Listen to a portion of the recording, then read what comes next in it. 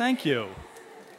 My name is Jamal Rossi. I am the Joan and Martin Messinger Dean of the Eastman School of Music, and it is my pleasure to welcome all of you to the beautiful Hatch Recital Hall here at the Eastman School of Music. We are thrilled that you're here tonight, and we are thrilled that NPR's show Family Matters is taking place this evening. I must say, over the years, Eastman has collaborated often with our partner WXXI on multiple music productions and music shows. Most recently, we hosted From the Top last spring in Eastman Theater. But I'm pretty certain this is the first time the Eastman School of Music has hosted a show on financial management. And given the fact that we are in the business of training musicians for careers in music, it seems to me they are the ones who should be here tonight. So the University of Rochester, in association with TIA-CREF, we are just thrilled to have NPR's Family Matters here. To those of you who are in the audience who are U of R employees, I want you to know that the university is committed to providing you with the support you need to achieve financial wellness, both now and in retirement. Bringing this event to Rochester is an extension of that commitment. We're also very pleased that NPR was able to extend an invitation to members of the public.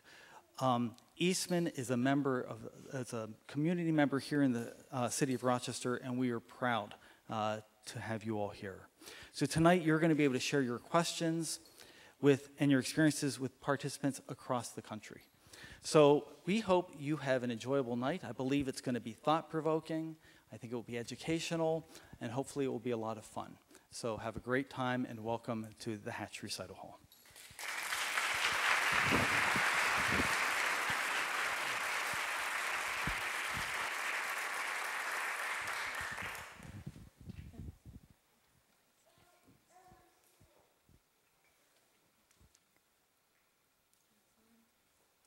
Ladies and gentlemen, NPR presents Family Matters, Your Financial Lifetime. Please take a moment to turn off your cell phones and note the nearest fire exit. Recording of this event is not permitted. The information provided tonight is for educational and informational purposes only and does not constitute financial advice, investment advice, trading advice, or any other advice. Please consult your own financial advisor. And now please welcome your NPR host, David Green and Robert Smith.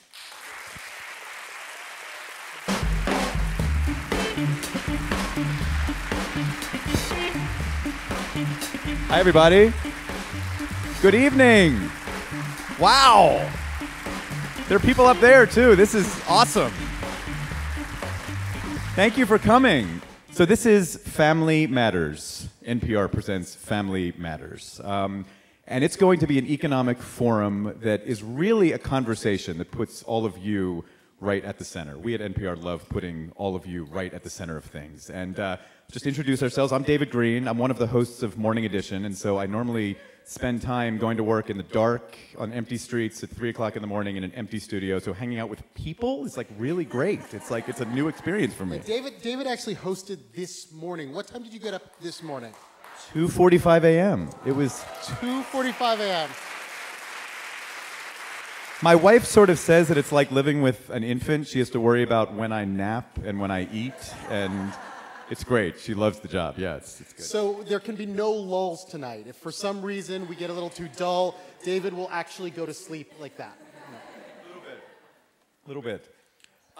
So we are here to talk about the economy and any concerns that are on your mind. And it really is going to be a conversation in every way. I mean, Robert and I love storytelling. It's what we do. We love listening. And so in some ways, I want all of you to imagine that you're sort of inside an NPR story, because it's what we do all the time. We meet people, we listen, we sort of talk about the issues that are on your mind. We learn from each other, and that's really the kind of experience we're going to have tonight. And I should introduce myself, Robert Smith with Planet Money. And I think, thank you very much. Did I forget that part about Robert introducing himself? And I think I woke up this morning around 8:45. I had a light breakfast, then took a nap, weirdly enough. And got to roll into work at... You know, economics moves slow. David's got news to cover. We've got bigger economic forces that if you get up too early, you miss them. It's a very good point. I don't know. I just made that up. But you know, it's funny because they when I tell people I'm from Planet Money, I'm an economics reporter, and I'm going up to Rochester. We're doing this thing on financial advice. They're like, oh yeah, what stock should we buy? How should I invest? Like, what should my portfolio allocation? And I have to do that moment. They go on, and I always just have to say, like, I have no idea.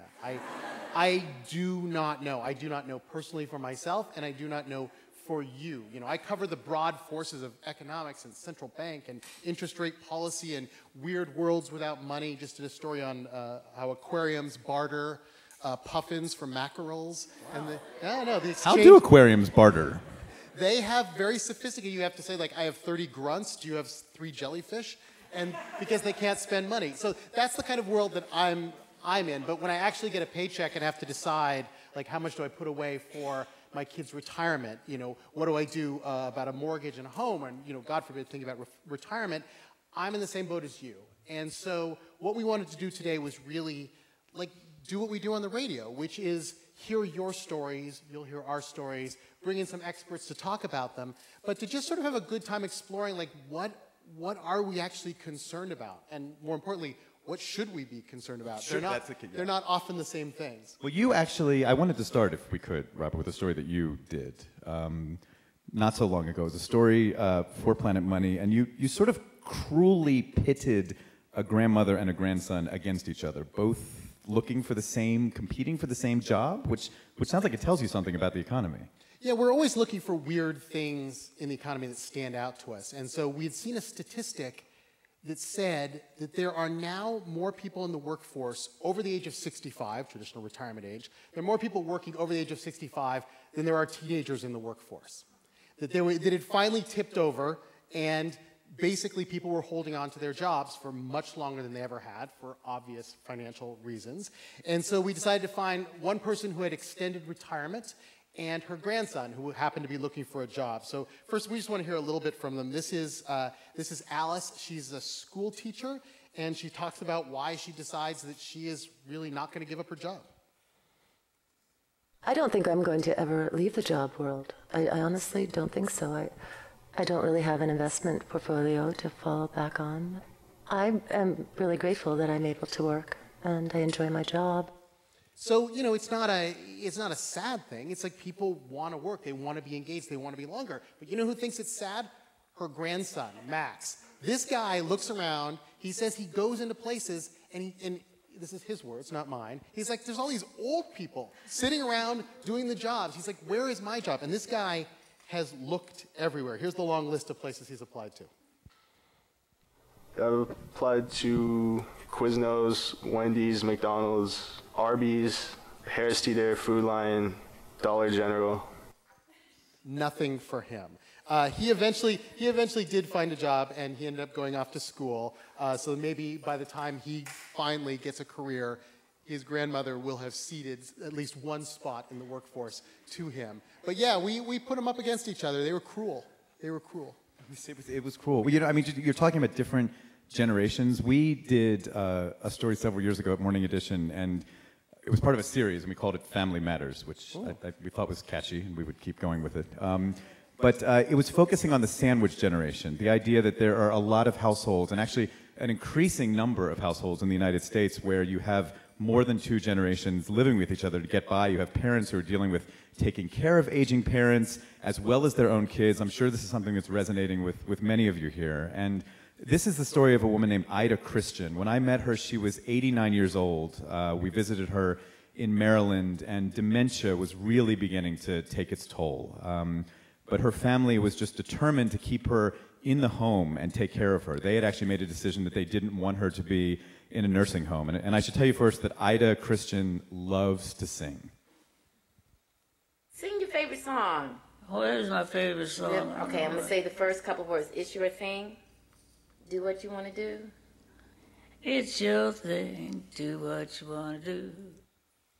It's really touching to meet her, and that other voice you heard is her granddaughter, Yolanda Hunter. And Yolanda's in her 40s, and she made this really difficult decision to quit her job as a human resources manager at a nonprofit to take care of her grandmother full time. And then when Yolanda would leave for the day, her mother, Ida's daughter, Geneva, would come home from work and she would take over. And you know, Yolanda made this decision. She was going to take maybe a year or so off from her profession to take care of Grandma, but she already passed 2 years, and she started to look for a job, and it was just it was proving to be really, really hard. I used to hear about people saying, oh, you know, we got to put our parents in a home. We can't deal with it anymore. And I used to think, oh, how cruel are you? You know, but now I understand how people get to that last possible moment. It takes over your entire life. She really wanted to sort of make the hard decision to not always be there with her grandmother, to sort of look out for her own life and start looking for a job, and it just wasn't happening. You know, she felt isolated from her friends, her career was just frozen, and she had burned through her entire savings doing this. I'm 43 years old. I'm in the prime of my earning potential years. I've got to get back to work. If I'm going to have, you know, a 401k, if I'm going to have anything to retire on, I've got to get back to work because I virtually have to start all over. So you just felt the pressures on this family. I mean, the family sold the home that Ida used to live in because they wanted to create some extra money for her medical care. Ida's son had been living in that house with his mom, and he moved into a rental, you know, to make this money available, to make it liquid, to help her. There were just sacrifices all around. But I have to tell you, and this voice I just remember, even though it's been a few years, Ida Christian's daughter, Geneva, she said it was just all worth it. Sometimes I just stop and look at my blessings. And sometimes I just stop and look at my mother. And she's still here. And she looks good. And she's healthy. She's well taken care of. And that means so much to me. And I just can't tell you, this family just opened up their home to let us in and sort of learn what they were going through. And we called them last week, and Ida is now 91, and she's declined mentally and physically, but you know, she's still living with her daughter, and her granddaughter is still taking care of her and has not moved on to another job. But you know, it's stories like that you just understand the sort of pressures and emotions that really surround all of these decisions that we make, and it gives you a window, I think, into what I would imagine a lot of you in this room go through. Yeah, we're always grateful when people tell their stories to us, because it's sort of an honor, really, to go into people's homes, to go into their lives and ask some of the most annoying questions in the world. How much money do you make? How much have you saved? Can I see the receipts? Because people will lie about this. And so you try really hard, and you're just always grateful when somebody shares their emotions, shares their stories. And if you like public radio, that's really the secret, and that's the people you should thank. We're the ones that just ask the annoying questions. It's everyone else who shares their stories. So that's what we want tonight. We want to talk to you if you have questions, if you have your stories. And then here's the key. I'm not going to answer the questions. David's not going to answer the questions. Definitely not. We have a panel of people here who are great, who do this for a living, and can really, in an entertaining way, tell you what to do, or at least give you some advice. So first up, she has an award-winning column called The Color of Money. It appears in more than 100 newspapers. In fact, she said that's what she was doing this afternoon instead of taking a nap, rapidly finishing her latest column. I was napping. She writes books, yes, as you will tonight. She writes books, she's on TV, she's, of course, one of our favorites on NPR. It's Michelle Singletary.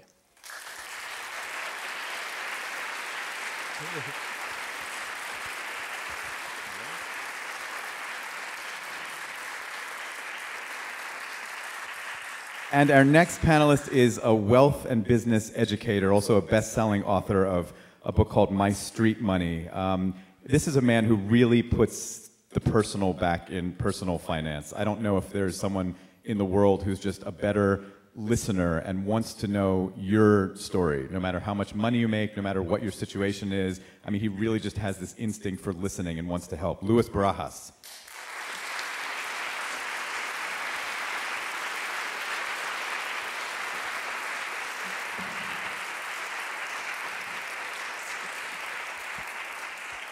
And it would not be NPR if we didn't have someone on who knew facts and figures and could draw charts and knows all the polling data. We have tonight Erin Currier. She directs Pew's research on economic mobility, and this research initiative investigates the health and status of the American dream. An expert on the American dream, Erin Currier.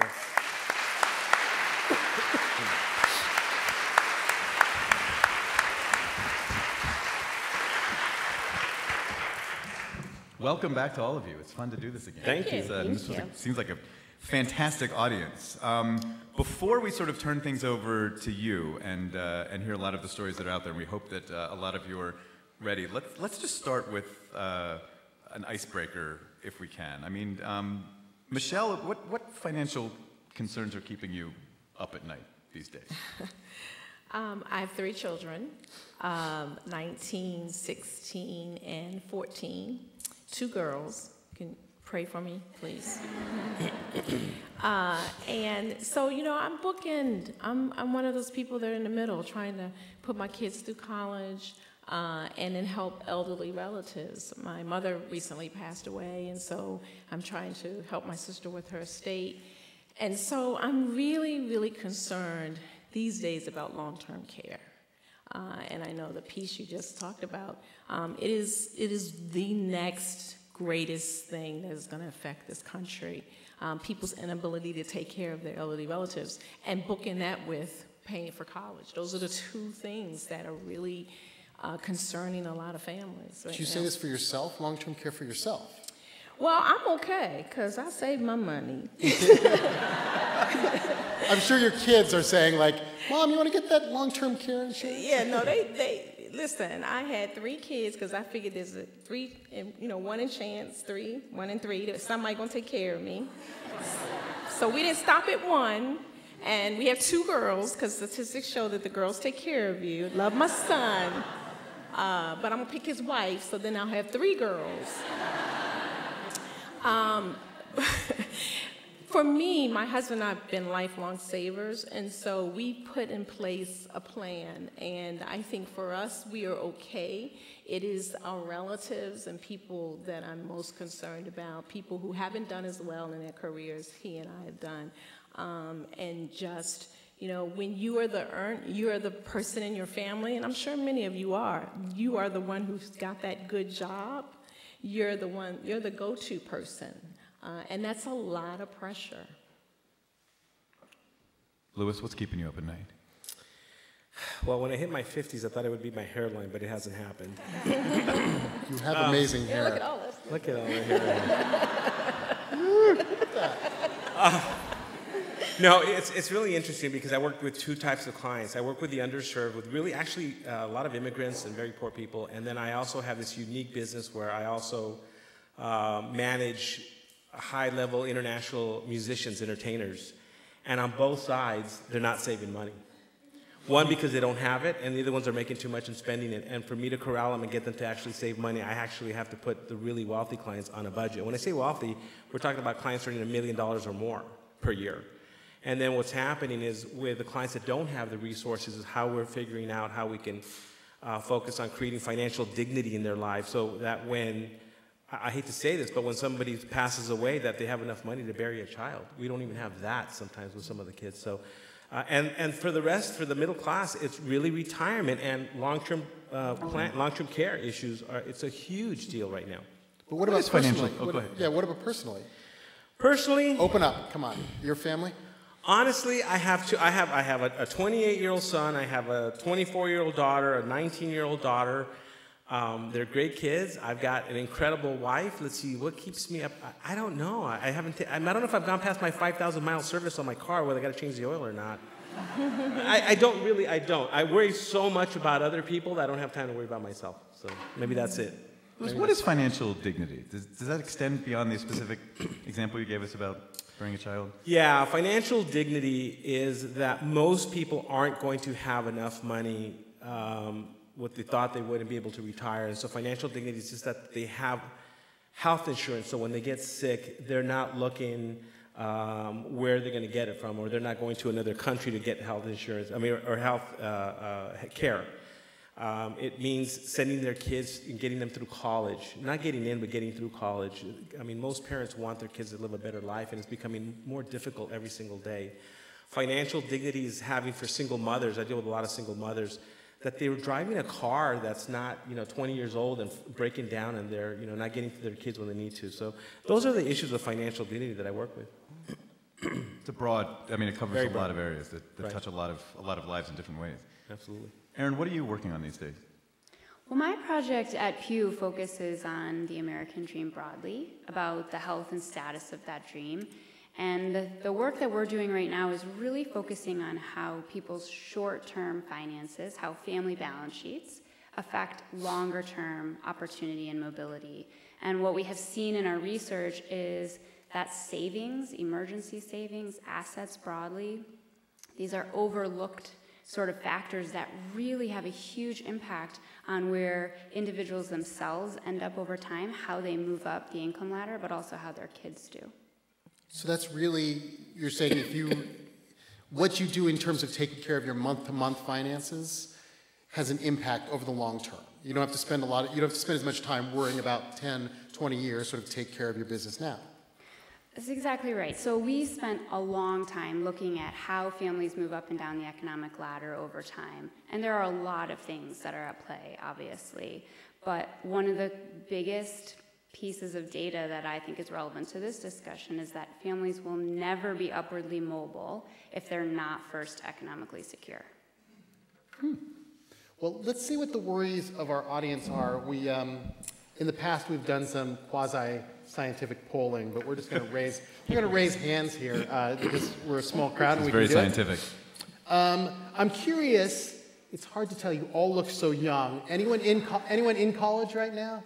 And I don't mean professors, but students. There we go. I see like 10, 12 hands. Yeah. All right. Anyone of those people who are in college have student debt? All right. I see like keep your hands up. 8,000 hands. Student debt, keep your hands up here. Anyone have more than 10,000? More than 20,000? More than 30,000? 40.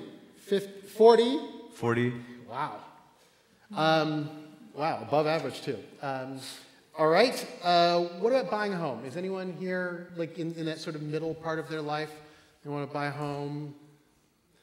Handful. Handful? 4 or 5. Right. Like who's starting to worry about retirement already? Oh, hello. I can't quite tell. The lights are very bright, but is that the student with $40,000 in debt worried about retirement? It's so sad because we were all talking back there. We're not going to talk about retirement at all tonight. I mean, we're not even. No, that seems to be a topic we're going to cover. It seems to have some interest. Well, maybe we can somehow link the way to both pay off your college debt and save for retirement at the same time, if it's possible. Excellent. Well, panelists, is this surprising? I mean, probably not in terms of public radio listeners. Like retirement, seriously, the fact there are students here at all is awesome. We're working on that. That's our long-term NPR plan. Try and get younger people worried about their finances so they'll start to listen to NPR. Right. Just gave away the secret. Nice work. That was. Yeah, I know. So when you talk to your clients and stuff, is this a pretty normal distribution? Well, it is, but you have to understand that there's so many factors that have changed over the last, I would say last couple of decades, right?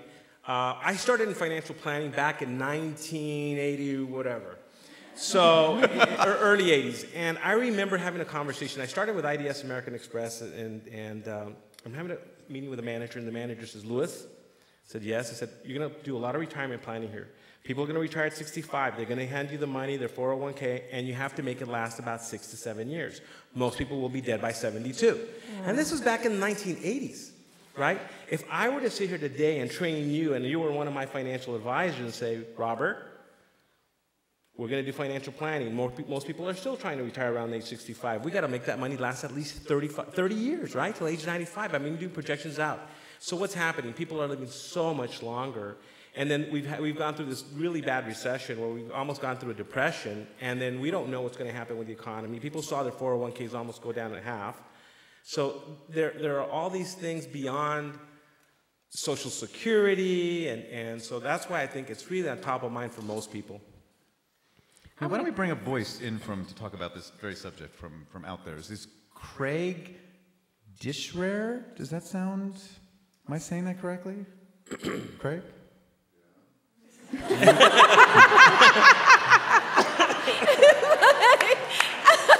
Oh, I'm sorry. Did you not know that when you put your name down, we're going to actually say your name? So let me just rewind 30 seconds. Hi.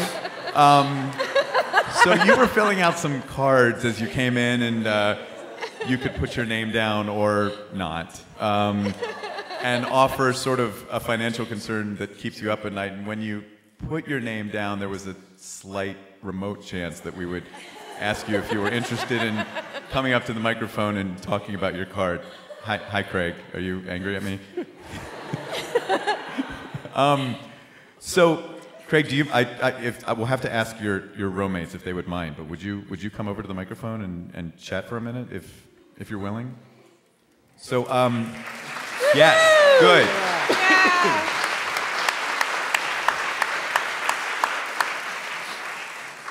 So, Craig, say your last name for me if you... Disher. Okay, I apologize for... Am I the only one that put my name down? No. No. I promise. We have anonymous, old Rochester guy. Yeah. I think I see him. Perpetually broke. We're going to call on that person, this is too. Like Vegas, right? This is Vegas, Las Vegas. So what happens here stays here. Exactly. It's a small, intimate group. So you had a very simple question you wrote down. Will I have enough to retire on? So I would love to know tell me a little bit about what you do and why that almost keeps you up at night. Because you say you actually don't lose sleep over it, which is encouraging. Yeah. I don't lose sleep over because it's not going to change the outcome. That's right. Okay. Wise man. That's right. Tell me more. Own my own home, don't have a large family, so what I make I can invest in properties. I like country land, and so I've got some of that, but the majority of what I've saved, or the majority of my savings is in a IRA. Our company is small, does not have 401, so there's really no benefits there. So I'm kind of on my own, and I don't believe the government's going to help me much at all when I finally reach that age where I want to retire. And so how do I work with, I'm not a financial guy, I'm just, the maximum every year putting into an IRA, and then properties, and try to keep my balance sheet zero. No credit card debt, no house debt, no debt. So this sounds like you're making... Michelle's kind of sweating over here. She's so happy about what you've done. He sounds like sort of a model... Is that good or bad? You're so sexy right now.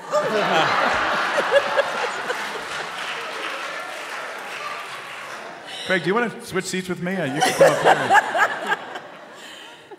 You're doing all the right things, and you're asking the exact right question. And when we come to forums like this, that is one of the number one questions when it comes to retirement. How much is enough?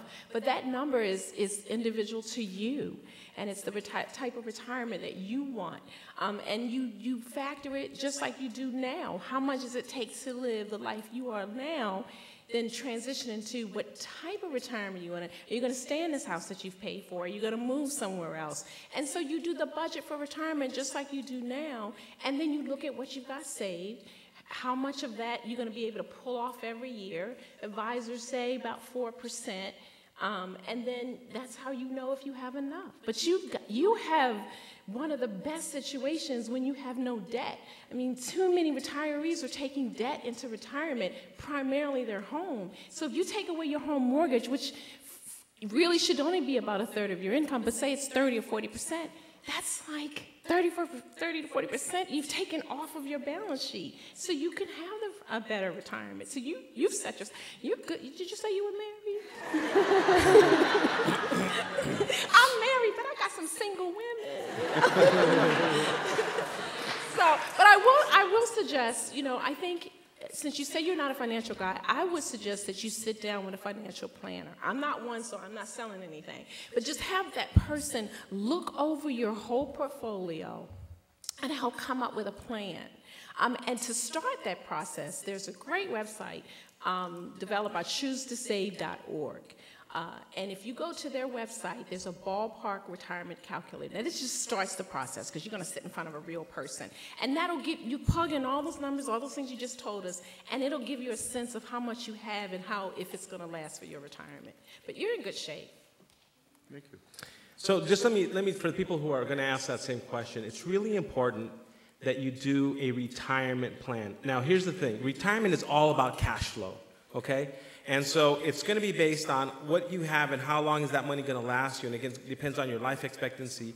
Try to sit down with a fee-only planner, but online there are a lot of great retirement calculators out there, and use that information based on age, based on what you're earning and your income. But bottom line, it's always based on what you're spending and how long is that going to last. You know, I've done these calculators before, and I always stop because they're like, well, you know, how much do you think you're going to spend in retirement? And I'm like, I have no idea. Am I going to need hobbies? Am I going to be sick? You know, am I going to do a model aircraft? Because those things like cost a lot of money and they crash all the time. Like I have no vision. I know what my budget is now, but can you assume that? Yes, you can, because what's going to happen is you're going to take your budget that you currently have, and then you say, if you're 15 years away from retirement and you've got 14 years left on your mortgage, you know that you're not going to have that mortgage payment, right? So you're going to kind of back into that number. Then what's going to happen when you're doing a retirement calculator, you're going to select the inflation rate that you're going to need, because if you're still 20 years away from retirement, what you're spending money on now, it's not going to be the exact same 20 years from now. So, you know, you want to look at the inflation, but you can get a pretty ballpark figure now and do a great calculation. I've been doing planning now for close to 30 years, and some of the plans that we did 30 years ago are pretty accurate now, 30 years later. So again, but it's always based on, you're right, it's based on the budget. So what are we looking at that's more expensive when we retire? Again, it depends. The first few years, the first 2-3 years, you're going to want to travel, you want to do things, but after a while that gets old as well, and then you kind of tend to settle down to a normal life. That's interesting you should say that, because there's this mystique about retirement that somehow you're going to be a different person, right, and you're going to be skydiving and deep sea diving. You know, I mean, you really aren't going to be doing much more than what you're already doing. If you don't run, you're not going to run in retirement. You know, that was my plan. You know? So let's just take that mystique out. So you're going to be doing pretty much what you're doing, except you're not going to be going to that daily job. So then what do? Are you active in the community? I'm very active in my church. So in my retirement, I'm going to be doing more ministry work. Well, that's not going to really take any more of my money, because it's going to be exactly what I'm doing now, only I'll be spending more time at this church where I need an office. And so let's take that off the table and think about what you're doing now. You do know what you're going to spend in retirement, because it's not going to be that much different than what you're spending now, except you might not have the expenses of going to a job like, you know, dry cleaning and parking and, you know, things like that. So replace that with, say you do want to travel. So how many trips are you going to take a year? If it's 1 or 2, where do you want to go? If you're the kind of person that you just want to go to Florida or, you know, the golf course, well, you can calculate that. And I think we have to really just tell people that, so that they don't sort of think that there's this, you're going to take a trip to the moon, they're going to have a shuttle to the moon, and you need enough money to go to the moon. You know, just really, what are you doing now? And just, that's pretty much what you're going to be doing in retirement. Can I be the guy who asks the basic question that maybe everyone in the room knows the answer to, but I'm going to be that guy? Actually, when I got the job at NPR eventually, I'd applied for an economic reporting job, and apparently they said, we like this guy, but he knows nothing about the economy, and so we could never hire him to that job. You said balance sheet. Erin, can you explain exactly what we mean by a balance sheet and how important it is to pay attention to that, both in the short term as a family and also how it affects a family, you know, in years ahead? Yeah, absolutely. So when I think about balance sheet, and when I meant it in the context of the research that we're doing, we're thinking about it in all of the ways that you would imagine. So it's all the income you have coming in, it's all of the expenses going out, but then it's also all of the liabilities that you have, so debt, and all of your assets. So basically you're trying to look at all of the inflows and outflows for your family, for your household, and anything that you have saved.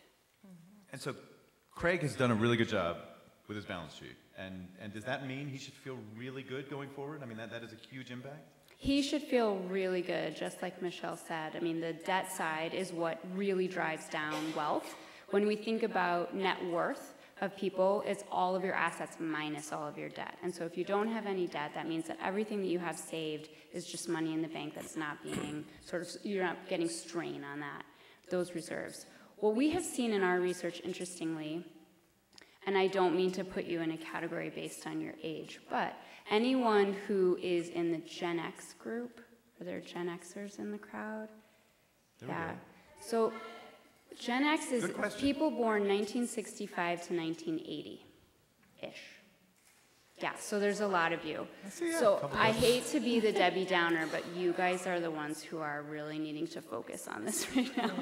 So when we look at how wealth has changed, we know that income has grown a lot over the last generation, and this is an often underreported fact. The truth is, median earnings have stagnated, yes. Median income, not looking wonderful. But in general, when you look at this generation of people compared to the previous generation, there has been income increases across the board. But when you look at wealth, it is a completely different story, and particularly the Gen X group has less wealth accumulated right now than baby boomers had at the same age. So as we're looking across these differences by age group, we see profound differences with this sort of younger generation. They also lost the most money in the economic recession, the most recent recession. They lost almost half of their wealth in the downturn. So I think especially for people who are a little bit past that, who are a little bit, towards the end of their prime working years, in general, statistically, they're also in a better place. Now, to be fair, we did decide to invest in Star Wars cards and breakdancing DVDs, which are going to come back sometime soon. One more hand for Craig getting us started. That was really great. It was bold and brave. So I was joking about it earlier, but if we want to talk about the other side of the balance sheet, Miss 40,000 debt. I see you back there, worried about your retirement. Come on down. See? You thought you'd be safe if you didn't put your name down. But come on.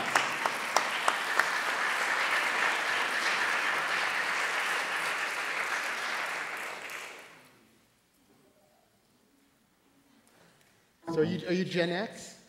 I was born in '83. All right. So that's, what do they even call it after that? Millennial is Gen Y? Millennial. Yeah. Millennial. All right. Well, introduce yourself, your name, your age, and what you're studying. My name is Christiana Reeder. I am a doctoral student here at the Eastman School of Music. I'm doing a double degree in performance and education.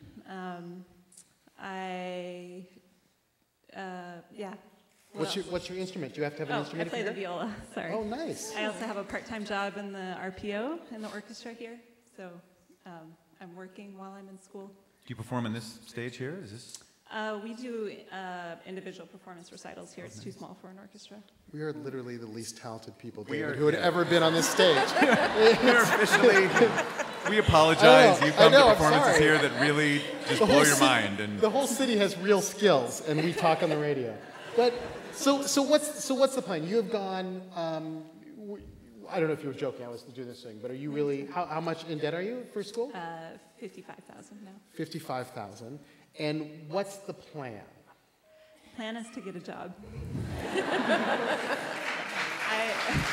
good plan. It's a good plan. It's a good plan. I took some time in between my master's and my doctoral degree. I worked as a teacher and a freelancer for 3 years in Cleveland. I made it work. But I lived really cheaply in a basement. I had 5 different jobs at one time. I was teaching 6 days a week, and I decided I wanted to come back to school because I wanted one job. And I also wanted to focus on my playing as well as my teaching, not just, I wanted to broaden my skill set. So hopefully I'll finish with my degree and this year I'm taking auditions, I'm applying for teaching jobs, trying to find something that will work. Excellent. Well, did you have any specific questions? I know I dragged you up here, but did you have any specific questions about as you look at your financial future? This is a little bit more philosophical. My dad had me start a Roth IRA when I was 16. He fronted half the money, and I paid the other half from a summer job. And it's been, the philosophical question is, how do you strike a balance between being frugal, saving money, actually not spending money on things that you would like, if it's the newest iPhone or a newer car or whatever, and versus putting money towards experiences. So for example, this summer I went to Europe to study with some teachers. It was a big expense. I didn't think that I would be able to do it this summer, but I decided it was worth it for me in my with my professional goals and with my personal goals. So do you spend money on experiences or do you save? That's a wonderful question. What a great question. I struggle with that because I sit down with clients who are really frugal, don't have a lot of money, and at times want to create memories with their children. And it's going to take that money, we're going to take that money away from the retirement or for the kids' education long-term for something that we're going to spend now. And I'll share with you that I think it's about regrets. You know, I always like to kind of take my clients to the end of their life and say, today is the last day on earth. You've been told that you've got an hour to live. Would you regret not having done that? And so I'm going to share a story with you. I went through a terrible divorce, and then I found the love of my life. I'm in the second marriage, and this was years ago. My wife, my current wife, loved reading books on romance and stuff. And she wanted to go to Paris, and we were saving up for retirement for other stuff. And I didn't have the money to go to Paris. But I thought, well, I finally found the love of my life. The only place she'd ever want to go to, she only had one thing on her bucket list, was to go to Paris. And I thought, man, if a car hits me tomorrow, I'm going to have some schmuck take my wife to Paris after I'm dead. And I said, hell no. So I took out my wallet and I took out my credit card. I know, turn around, don't look at me. I took out my credit card and I said, we're going to Paris, you know? And I'll tell you what, we talk about that, we don't regret it. Same thing with education. So it's a tough balance, but to me, that's how I kind of work with it when I'm sitting down with a client. Michelle's not a big fan of the if the car hits you tomorrow philosophy, right? I love this man. I love his hair. Tell me your name again. Christiana. Christiana. Craig, come here, baby. I need you to sit with her. So I think that you have, for me, with that amount of debt, I would say this is your season to not have those experiences. This is your season to buckle down and pay off debt and save. Because you are going to have the time where you can do that. And that's my philosophy, that you have to do what you can afford.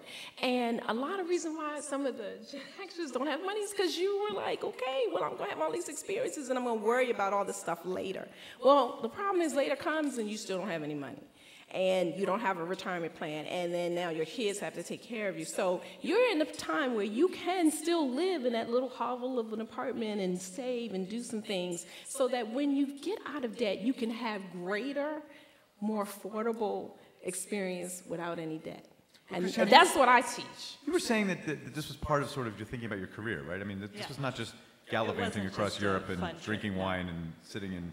I mean, how much does that play a role when you make a decision like that? You might have to sacrifice some money. If that and were spend, my daughter, she would not have gone. I'm being real with you. That answered it. I don't tell you anything that I don't do in my personal life. And I am a true believer. I am a Craig. You do what you can afford. And there are plenty of musicians here in this town. There are plenty of experiences you can get without spending that money when you have $55,000 in student loan debt. I'm just saying. I know y'all don't like me, and I don't care.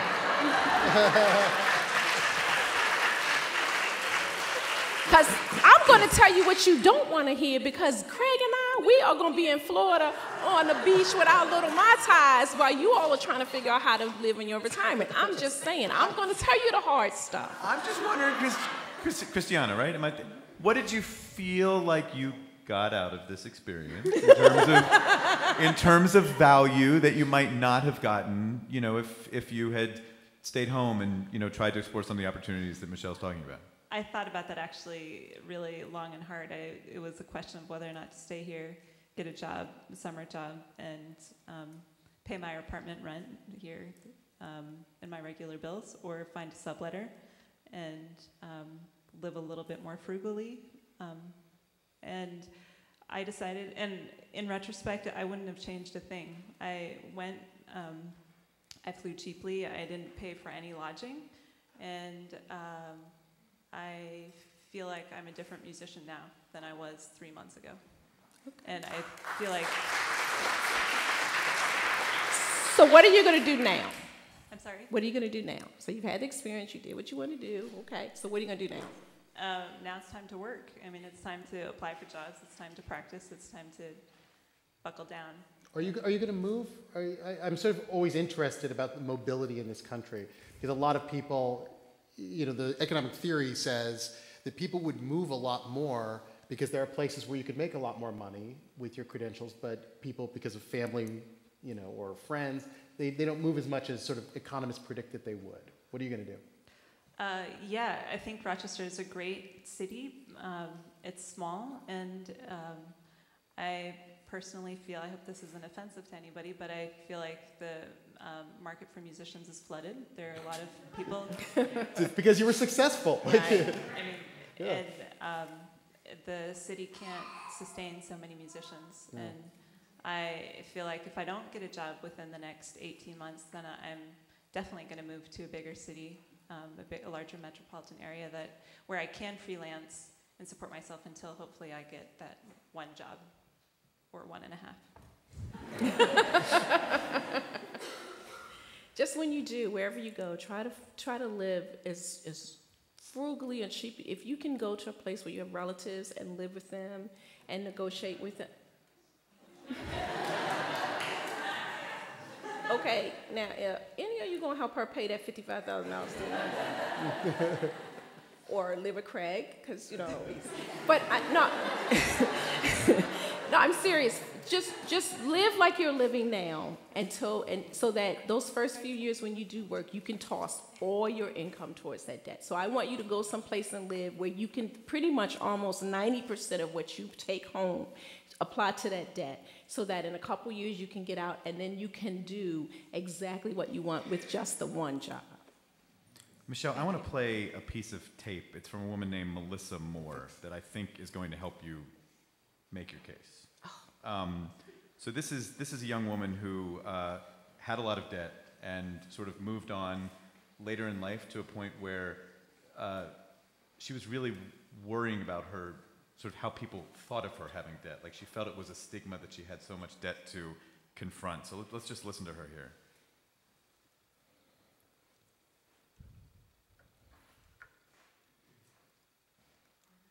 I am a responsible person. I'm an attorney. I'm not a kid. I have a family.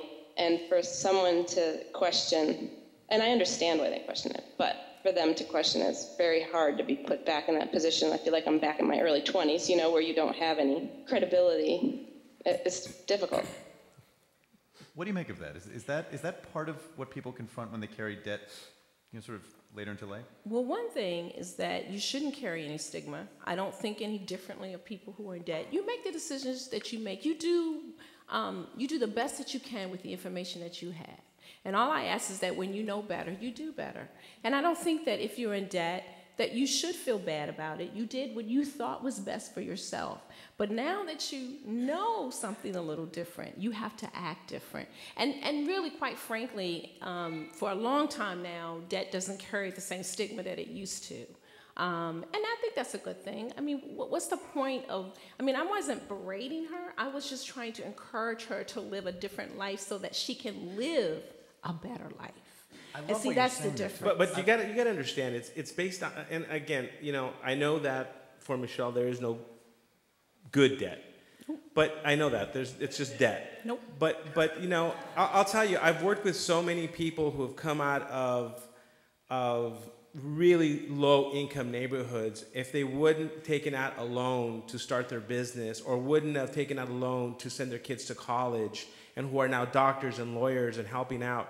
So I get that. So what happens is that she had $55,000 in school debt. She didn't say I had $55,000 of debt for buying Louis Vuitton purses or whatever. So we've got to also take a look at that. Sometimes debt helps people come out of poverty. And because I've seen it, because I've been in it, I came out of poverty and I used debt to get out. So we have to be cognizant of how we're using the money. Now, if she were telling us, I'm heading to Paris every summer, and so then we have to start taking a look at, it might be an issue. And the problem is not the debt. The debt is a symptom to something else. So we have to always kind of take a look at what the real problem is. Yeah, I was just going to ask Aaron, have you looked at any of this stuff about either the debt they're carrying or specifically student debt? There is data to suggest that for Gen X specifically, they have significantly more debt than previous cohorts did, and they do have more student loan debt. Part of that is probably because student loan debt is a more recent phenomenon. There was not nearly the rate of college attendance in previous generations than there is now, and the cost of college continues to rise exponentially, as I'm sure all of you know too well. And so I think that is a big piece of it, though. It does seem that when you get beyond the huge, terrifying headlines, median student loan debt is not quite so high as people assume it is. But channeling Michelle, I would say, there is still quite a bit of debt. You know, this idea, I listened to us think about the terrifying decisions, and Michelle, you're talking about that you shouldn't feel a stigma. I mean, you make decisions based on what you know. And Louis, you saying that, you know, it's good to think about at the end of your life, will you regret something? But I just wonder if the decisions we're talking about tonight, they're so hard. Right. It's almost like I'm hopeful that you could tell people that, you know, there's not necessarily a right or wrong, you know, and don't make the decision and then 5 years later say, I made the worst mistake of my life because I made that decision. It feels like there's a sense of moving forward and not looking backward. Is there something to that? Well, you know, I look at it as my job. I think of it as a minister, and he preaches on Sunday, and he don't say go ahead and sin, because you know he's absolute, or she's absolute. I'm absolute for a reason, because if I'm all the way over here, no debt, no debt, no debt, no debt, I know that you're grown and you're going to do what you think is best for you. So you're going to maybe meet me here, and you're not going to take out as much, and I have to be absolute. Because those who are don't have the resources or mentors in their life to channel them into the right place, they will hear it's okay. One of the reasons why we had such a tough time in the Great Recession is because they were saying, oh, it's okay to have credit card debt. Oh, buy more house because this is going to happen. Except all of that was wrong.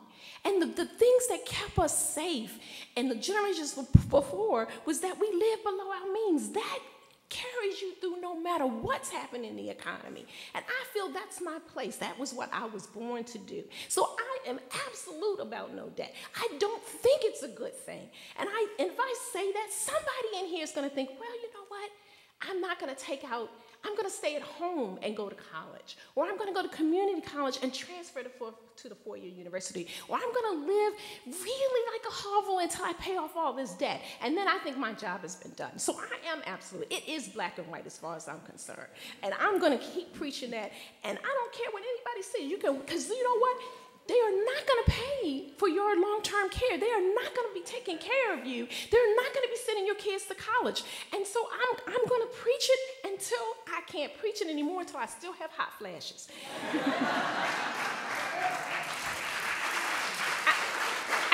And I'm not apologetic about it. I'm not apologetic. I'm not a simpleton. And I know what I'm talking about because I deal with the other end of those decisions. At my church and in my column, I see the people who have had these experiences in debt and now they've lost their job and can't pay it. I see the people who didn't save when they could and now they don't have anybody to take care of them in retirement. I see all of that. They end up coming to me. And so I'm trying to tell you that you have to do these things. Come to these type of forums. Get a financial planner. Don't be in debt so that you can have a better life. All the way through from your 20s to your 90s. You know, I had a great idea. You know those greeting cards where you can hear the little voice say something? We're going to put out a credit card that the moment you pull it out of the wallet, It's going to be your voice, Michelle, going like, no, put it back in. Scissors, cut it up, cut it up. Cut it up. So we're going to revisit, because we had a lot of people with questions about retirement, we're going to revisit retirement in just a moment, but I want to do one last younger person here, because I'm always fascinated, because nobody gave me advice in my 20s. So I like to relive this. Is anybody giving you advice now? No. Why do you think I do this? I do this for free, so I can learn this stuff. Joshua Lau? Wow. Joshua Lau, come on down. Oh, come on. I've always wanted to do the Price is Right thing. Joshua, you are 23 years old, is that correct? Yeah. And graduated? Yes. And just got a job? Yes. Tell us about it. Well, I'm in this moment of transition, and I'm still exhausted from working constantly throughout the summer, and just landed this job, and I'm on an adrenaline rush, and I'm waiting for the exhaustion to hit. What are you doing? I'm going to be working, or I am now, as of today, at Eastman Opera. I'm going to be a production stage manager. As of today. As of today. Wow, look at you. Thank you. This is awesome. This is so great. You know how much they've been dreaming about grabbing someone basically on the first day of their job? Cool. Like, that's so cool. Normally we're dealing with people who have a lifetime worth of mistakes. And this is it. Like, you right now can make the decisions to set you up for your entire life today. And actually, today was 7:30 to 4 o'clock orientation, and in the afternoon was benefits, and I was like, I need a parent. I am overwhelmed with information, and my parents are out of contact, so I just want to, and family matters, so I need a parent. You have 3 stand-in parents right here. You have a room full of stand-in parents right here. Yeah, sit next to Craig. You need to move up. There's an empty seat next to him. So as you're beginning your working life, I mean, you want to ask a specific question? Or just like in So general? how'd you fill out your W-4? You had to fill out a W-4, right? I'm sorry? Did you complete a W-4?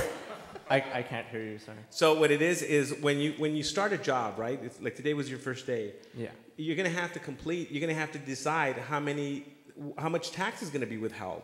And that's like on the very first day, that's what they have you fill out. It's a form called a W-4. And you had to either claim like single, or I don't know if you're married or not, but single and 1 or single and 0, because at the end of the year, when you sign up, you don't want to claim single and 10, because when you file your tax returns next year, you're gonna owe a lot of money. So when you start a job, I start taking a look at the taxes first. It's like, what did that person claim? Because if it's their first real job when they're making good money now, they got to look at the tax situation. I'll let you talk about the 401k. Yeah, did they have a retirement plan? Yeah, they talked about the retirement plan. So you have all that paperwork? Yeah. Okay, so you want to bring it up here and we can.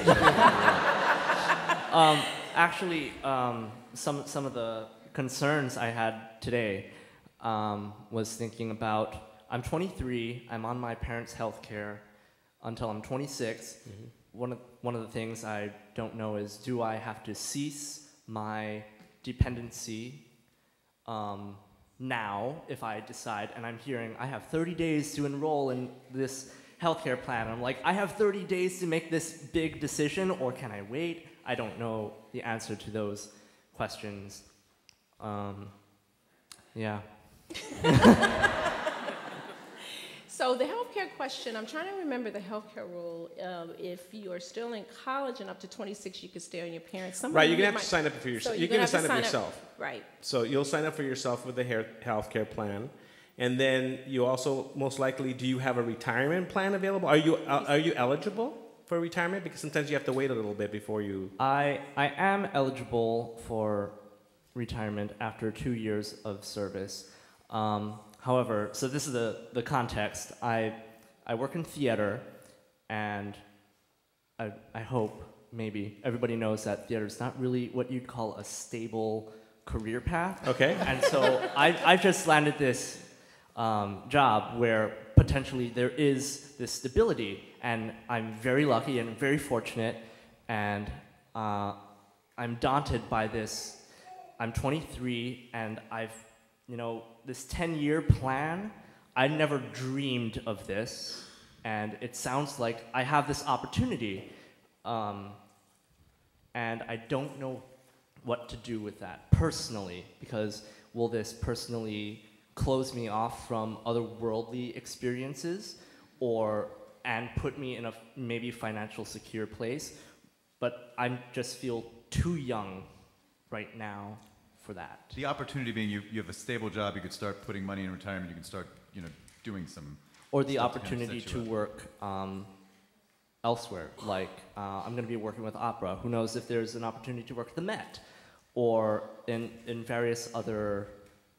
But you'll cross that when you get there. If there's an opportunity and it's a better opportunity, then you'll jump to that opportunity. Yeah. Just focus on what's at hand right now. Right. And in the meantime, though, what you want to do for people who are starting out their jobs, when we mentioned his retirement, he says he's not eligible for a couple of years. But if you were eligible today, we always recommend that you pick a specific percentage, not a dollar amount that you're going to be putting in retirement. Why? Because if he's getting raises, they're pulling more money out. Now, technically, what you want to do is max out your retirement plan. I get that, but sometimes at the beginning you don't have enough. But always, if you do have a 401k, select a specific percentage, not a flat amount, because as they're raising you, they're still pulling out that flat amount, and your percentage goes down. So those are some issues that you want to take a look at. But again, just give it your all. Give it 110%. Be the best that you can be, and you're going to stick out like a sore thumb, and you probably will maybe move up. Well, you most likely will if you work really hard. Do you have any debt? I'm sorry? Do you have any debt?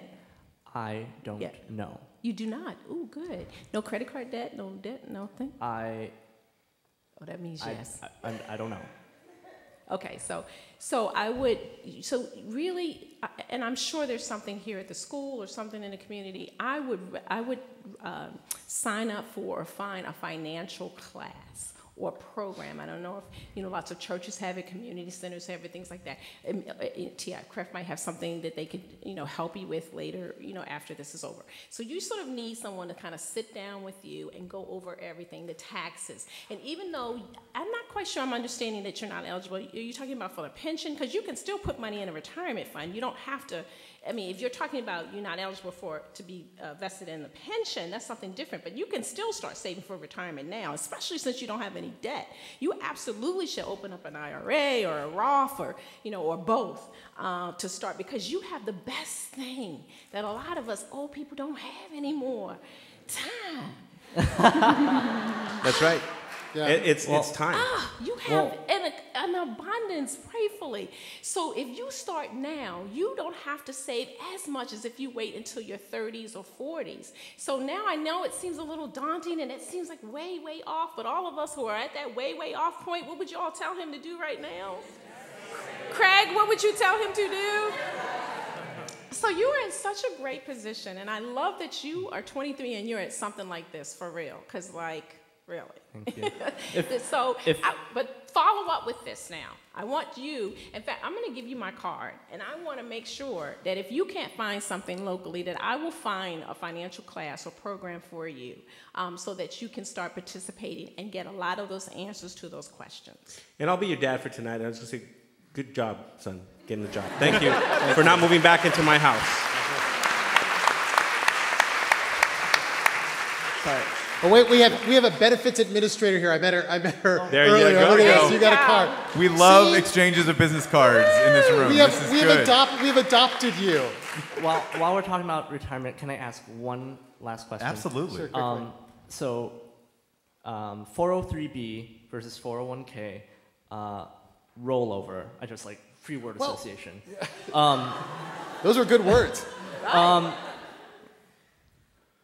Now, I don't know if I will be here 10, 20 years from now, and if I say leave the U of R affiliation, can I still access this retirement fund in the 403B? Oh, absolutely. It's your money. It's your money. It's your money.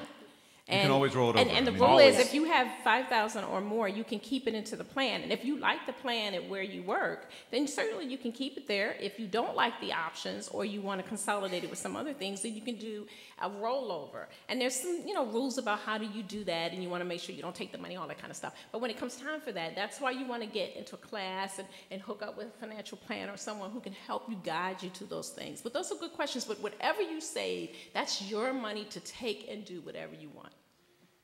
Thank you very much. You should really take up Michelle. Send her a note if you can't Thank find you so help much. here. And this has been good because as we turn to other people, we can all think if we were just in his shoes. Right. If we knew then what we knew now, we would have done things a lot differently. There's someone with his hand up. Are you asking a question or? I'm sorry, I just kind of want to do something because I know you guys are going to shift to retirement, and I'm a young father who's going to be buying a house. I just had a quick question. Come on for a quick question. We can do a quick. We can do Absolutely. a quick. I like that boldness. By the way, What's your name? Chris Drazen. I did submit something, but it was like sprawl because I had like 5 seconds before everybody came in. So I just graduated from college literally this spring. I found out that I was a father and I've gotten married, and my wife, she was going for financial planning, and she decided that she didn't like that. So she switched majors, and she's kind of like starting from ground zero again. And she's a nursing major now. Well, not even nursing, she's pre-nursing now. And I wanted to know if we're already $23,000 in debt. I don't know if it's better, and we're struggling as it is. I don't know if it's worth her going and putting in the money and going into debt, because we do want to buy a house so that way my kid has a place to live that's not rented. And I think I dove in a little over my head thinking that I had so much money. I do make really good money for my age, but I just don't know what to do regarding that. Well, I'm going to go back and share with you that if your wife really wants that career path, that she enjoys it, because my problem that I have with a lot of young people is they go into some of the best universities, spend $50,000, and then they drop out. Or they go into a program, spend a lot of money, and drop out. So my suggestion would say she should work in that field maybe for 6 months, a year. And if she really enjoys that and sees that there's opportunities for her to make a lot more money with an education, then at that point it makes a lot of sense to go into debt, because in the long term, you guys will make a lot more money doing that. But just be careful. Again, it's just, do you like that? That's why when you're in college, it's great to do these internship programs. That's how you find out whether you want to select a certain career or not. I don't know about. So is your question, should you buy a home? Because I'm trying to figure out what's your priority of questions. Currently, we're trying to qualify for a program through the federal government to help buy our first house. Okay. But since it does not qualify people who are currently in school, so even though I well qualify within the income bracket, since my wife would have been a full-time student, she had to hold off, so she's going part-time. Okay. So I'm paying for her part-time out of pocket right now. Thank you. That's really good. That's good. I just don't know if she should just go to work right now, and then I don't know how because if she goes to school, then we'll also have to pay for the child care, and as it is, we're barely making it. Because several times tonight you said barely. And so that concerns me. So do you have a budget? I do. That's one of the first things that I did when I fell into this situation, because my family's very good in that we kind of are pragmatic. Okay. And we look at all the things. So when I first started, I said, okay, I need $350 a week to go into this. And I've got very good health insurance. I also have very good. So can I cut through the chase? So I think what's going on is that you want too much too soon. So let's concentrate on getting your wife, if that's the degree she wants and that's the field she wants, let's just take one thing at a time. So how old did you say you were again? I'm 21. Oh, 22 now. So listen, I'm a big believer in home ownership, but at the right time. So you want to pay for her education out of pocket. So that's more than enough for you to handle right now. And it sounds like you can do that, but having a house, now tell them, that's a whole nother thing, and all the things that go with owning a house. So take it at a time. Do you live in an affordable place right now, in an apartment? Is it affordable for your budget? No, because I'm paying $860 a month right now. It's going to go up to $960 at the end of the year. And I've looked at mortgage rates, and it's like $650 for a mortgage. So, and I would be building equity that way. So that's why I want to do it. Okay. It's just I'm kind of like in this murky gray area between if she's going to school, we can't do this. But do you have all the money to buy the house and all that kind of stuff, the down payment, or was that program? The program gives me $7,500. So you just need to sit down and kind of do a master plan. If you can buy the house and it keeps your expenses lower for your housing, and it also allows you to pay for her to go to school, either full-time or part-time, it sounds like you want to do it full-time, so because if she tries to work, you have childcare, so you have to just look at everything. Almost take index cards and put everything on the table, and then figure out all of those things you can do within your budget. And don't put more pressure on you to own a home, because if you have maybe you need to get a more affordable apartment at that $650 rate if you can. I mean, the thing about it is that, people sort of look at rent as some sort of failure, some financial failure. You're not a financial failure if you rent, because when you look up, what do you see? You have a roof over your head. That's worth something. You don't put too much on yourself. You're really still very young. You have a lot of time to be a home ownership and to build equity. Don't put too much on your back, and then you end up breaking it and then really having a lot of trouble. One last question, I guess. How fixed are leases? Can I break them easily or no? Come back to our lawyer forum. Yeah, that's. It depends how to get out on, of contracts. It depends on the. But listen, local laws. You have a lot on your plate for a very young person. And congratulations on being. And congratulations. A dad, too. That's great. But I will say we're all parents here, not David, but and I will say, like, your kid doesn't want a yard or a home. Right. Your kid wants to be with you and wants to be with happy parents and parents who have time for them, and that's the most important thing. That's right. That's right. And when they're 6, 7, 8, then you can look at homes that are appropriate in the best school districts, wherever you want to go, that sort of thing. But right now, like, get yourself and your happiness set, and your baby will thank you. Right. Good advice.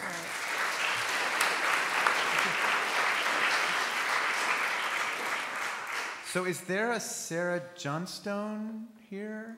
Oh, there you are, Sarah. Do you want to come on up? Do you mind coming up? So I'll tell you, Sarah asked a really good question. What to do with retirement accounts to both protect and grow them? As we're about to hear, I think, Sarah's planning to retire in 10 to 15 years, and is worried about another market downturn being really bad for retirement, which I think is watching what the economy has done over the last decade. At the beginning, when you asked me what's keeping me up at night. Yeah. I hadn't thought. Midway through, I'm thinking, I know what keeps me up at night. It's the current market, because we've had. Think about it. Since 2009, we're at the Dow was like at 6,500, 6,400. We're at 17,000 around there. Depends. I think the market was down today. Yeah. Why haven't show up to something like this? We're all rich. We're all rich, and it's like, okay, so we've been in this bull market now for the last several years, and we know that every so often, we have downturn. And my fear is that people won't have a investment plan and won't be thinking long term, and they're going to get scared and pull out because maybe they're not as well diversified as they should be. So, great question. And so there you go. Sarah, tell us about what exactly is scaring you. What do you want to know in terms of what to do with your retirement through good times and bad? My plan is to. I really hate that word retire. My plan is to stop working full time in 9 years. What do you do? I work at the U of R in fundraising. Okay. However, my husband, he's 7 years younger than I am. So his retirement from full-time work is another 6, 7 years past mine. And one of our concerns, which is a little bit of an aside, is he's a public school teacher. And we're a little afraid here in New York that it's going to pull a Wisconsin. Yeah. And his pension that is, quote, guaranteed, isn't going to be when he gets to that point. Who knows? But he is a little more conservative than I am in that I'm still thinking, let's go into the market, let's diversify some bonds, some stocks. He's thinking, nope, what if 2008 happens again right when I retire or right when he retires? We don't have that time to build it back up. So he's thinking, let's get a rental property, earn sort of money that way, because real estate, at least in Rochester, doesn't grow very much, but it very rarely depreciates, and it's stable. So it's just an ongoing conversation in our house what to do over the next 10 to 15 years while we're still earning before we're not earning. You're thinking taking money, giving less to your retirement, and actually getting a property and renting it for sort of a more stable. Well, no, it wouldn't be we just buy some random property. We're looking at moving our own home. I have a daughter who just graduated college and another one who's in college, and that's eating up a lot of our money. But we're thinking of moving to a different house, and he's saying, let's just own 2 houses. We'll rent out what is now our current house, and we'll live there. Because if we sell this house, we can effectively buy a new house and not have a mortgage, which is good, but then we'll have more money to invest, and how do we invest it if that's going to go down? And it's sort of one of these conversations. I love it's that I think sort that of captures it right there. It's that danger zone before retirement when you start to look at the paper every day and like really start to worry about each and every up and down and fall and this sort of thing. Yeah. Well, let me preface something. I am a registered investment advisor. I have an investment advisory firm, so I'm not going to give you specific advice. I don't know your situation, but the problem is that for example, in March 2009, when we had the worst day, March 9, 2009, the worst day in the stock market, that basically was the bottom. Everybody was scared. And I constantly was interviewed. I had, I think, like different television stations coming to the office and interviewing me and saying, well, what do we do? Do we pull everything out now? And I said, so when do you plan to die?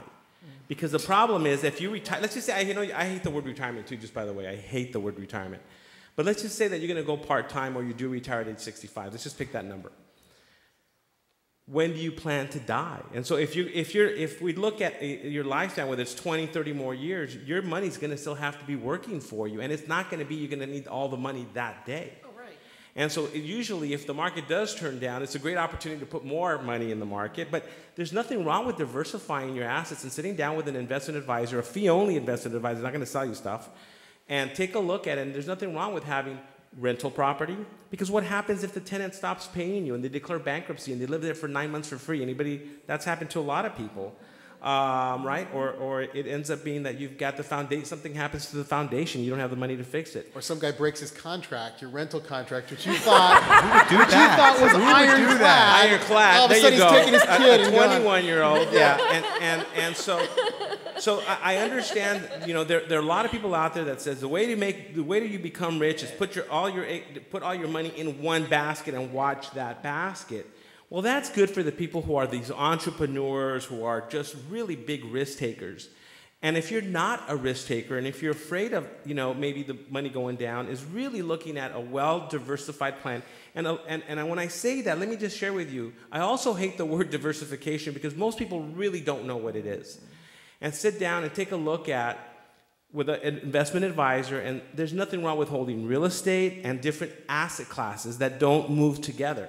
So when you invest, if you have, like, for example, certain funds, growth or value or whatever, if they move the same and go down the same, you have no diversification. Mm-hmm. If you own 10 mutual funds that are, different kinds of growth funds, but 10 funds, that's not diversification.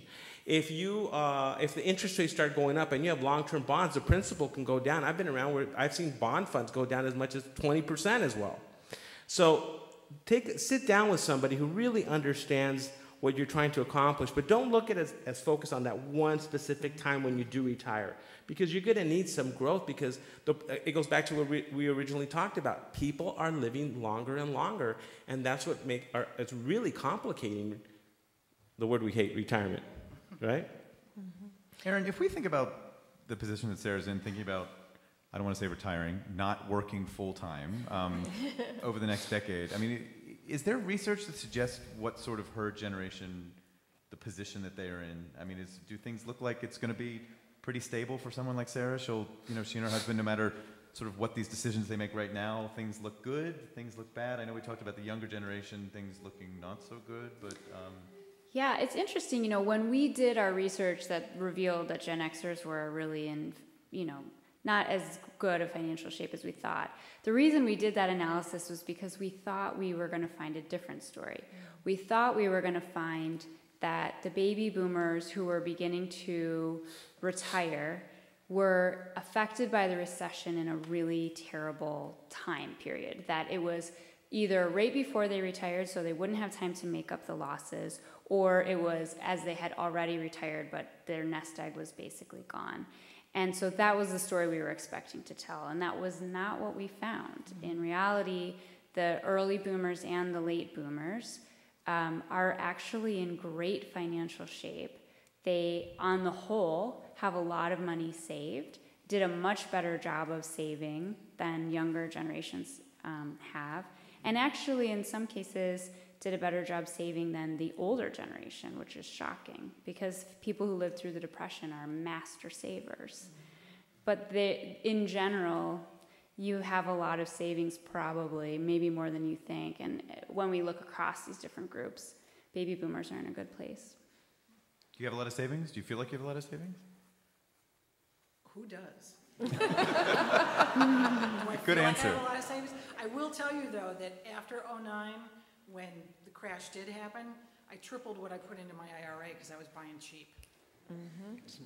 And I still do that. Yeah, and again, really, I think one of the biggest values of working with I always say, fee-only advisor, financial planners, it's during those times where they're holding your hand and they're telling you, we have a plan. We have this long-term plan. Don't sell. You don't need to get scared. We just need to figure out how to add more money or whatever. And I think that's where people don't recognize the value of working with an advisor who really does care about you. So, think about that. Okay. I would say this, I remember that day that the market tanked and I was in my office, and it was one of the rare times I actually had CNBC on, because I don't watch it because it's scary. And the market dropped and I screamed. And my husband was working in the office in the front of the house, and he's like, "What's happening, baby?" I was like, "Oh, the market went down. Oh my God, we're gonna die. And we gotta sell everything. Just sell everything, baby. We'll put it on the mattress." And he just looked at me. He says, "Don't you do this for a living?" Really? And he said, "Honey, we have things together. We have a plan. We have a financial plan. We've got things in plan. But here's the key. If you took away, this is what we talked about. If we took away all of our investments, all our 401k and everything, and there was zero money, how would we live?" And the answer to that question is, we will not have a mortgage. We don't have any debt. There's no debt. We had no, but that's none. But see, you're forgetting that other part of it. See, for me, diversification doesn't mean that you're just diversified in your investment. It means that you are diversified in the other part of your life, meaning that you don't have all these other things that are going to tank your transition to another part of your life. So if you don't have a mortgage, you don't have debt, you live a good life, you live within your means. So if you just had Social Security and your savings, and you could pull, even if it's just cash, 4% out of that, and you could take that out 20 years, then you are okay, even if you lose 30 or 40%. And I want you to just breathe. Because, no, seriously, really, because it's when you don't breathe is when you make the crazy decisions. Like, I don't want to be a landlord. People are crazy. I love that. Do you want to be a landlord? See, that's the question. That's the question you need to answer. Do you want to be? Is that what you want to do in retirement? Right? Do you want to be managing people calling you, "My toilet overflow," and you got that nice young man, and you don't want to go fix nobody's toilet? So you got to look at what you want to do, and that's how you make the decisions, right? So if you want to be a landlord, okay, buy some investment property. But if you really don't want to do that, then you look at pay off your mortgage, live below your means, continue to save like you're crazy right now. And then if you want to get a part-time job, then you'll have enough income coming in every month to live the life that you want, right? Can I just also jump in support of what Michelle is saying? I think I also stress out about having enough money to retire. I think we all do. I think that this is this really big thing that gets talked about a lot. But when you look statistically at where wealth comes from and a family's wealth, the amount that they have saved in their retirement is actually a really small portion of their overall assets.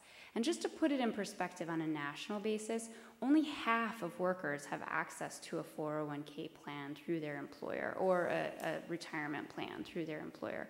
So, and very few people, unfortunately, are saving outside of an employer-based plan. So the vast majority of families' wealth is coming from other assets, from their home equity, and other savings that they've put aside.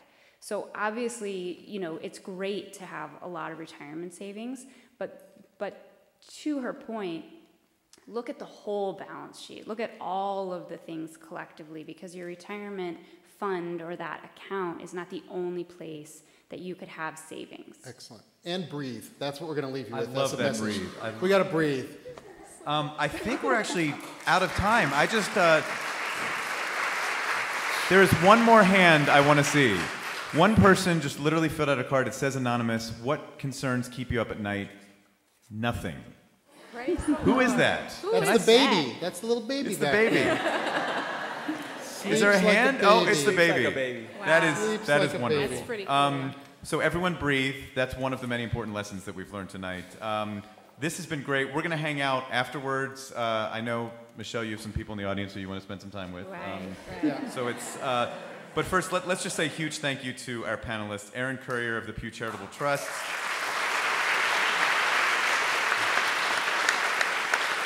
financial educator Louis Barajas. He's the author of My Street Money. And syndicated columnist Michelle Singletary, author of The 21-Day Financial Fact, Your Path to Financial Peace and Freedom. Thank you all. And thanks to all of you in the audience. It's been great. Good night. We'll see you afterwards. Thanks. Definitely. Thank you.